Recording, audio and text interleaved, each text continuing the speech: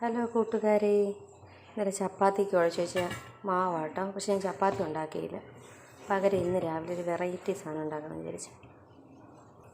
അതിന് വേണ്ടി ഞാൻ എക്സ്ട്രാ കുറച്ചേ എടുത്തുള്ളൂ, കുറച്ചാണ് ഉണ്ടാക്കിക്കൊണ്ടിരിക്കുക കേട്ടോ. കുറച്ച് തേങ്ങ, ശർക്കര, അതിൻ്റെ കൂടെ കുറച്ച് ജീരകം കൂടെ ഞാൻ മിക്സ് ചെയ്തു. അതിന് ശേഷം ചപ്പാത്തി പോലെ അങ്ങ് പരത്തി ശേഷം ഞാൻ തേങ്ങയും ജീരകവും ശർക്കരയും കൂടെ മിക്സ് ചെയ്ത് വെച്ചത് ഞാൻ ഇട്ടു.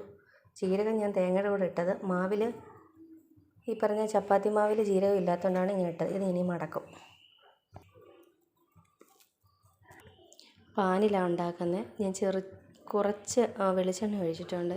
ചിലപ്പോൾ അടിക്ക് പിടിക്കുകയോ എല്ലാം ചെയ്താലോ. ദോശക്ക് പാനിലോട്ടിട്ടിട്ട് തിരിച്ചിടാം.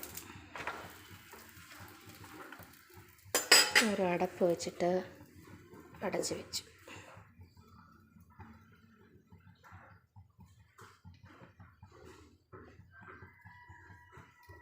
ഫ്ലെയിം ഒന്ന് കൂട്ടിക്കൊടുക്കാം.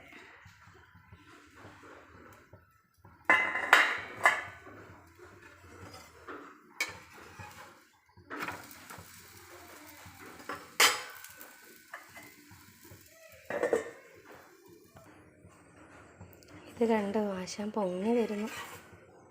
പിന്നെയും തിരിച്ചിട്ടു. ഇനി ഇങ്ങനെ മൊരിഞ്ഞിരിക്കുന്ന ഇഷ്ടം കേട്ടോ.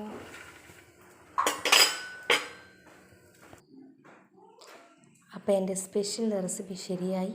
ഇത് കണ്ട, ഇതുപോലെ നിങ്ങൾ ഉണ്ടാക്കി കുട്ടികൾക്ക് കൊടുക്കണം. രാവിലെ ചപ്പാത്തി ഉണ്ടാക്കിയിട്ട് മാവ് അധികം വരുവാണെങ്കിൽ സ്കൂളിൽ നിന്ന് കുട്ടികൾ വരുമ്പോൾ വൈകിട്ടത്തെ ഒരു 4 മണി പലഹാരം പോലെ നമുക്കിത് ഉണ്ടാക്കാം.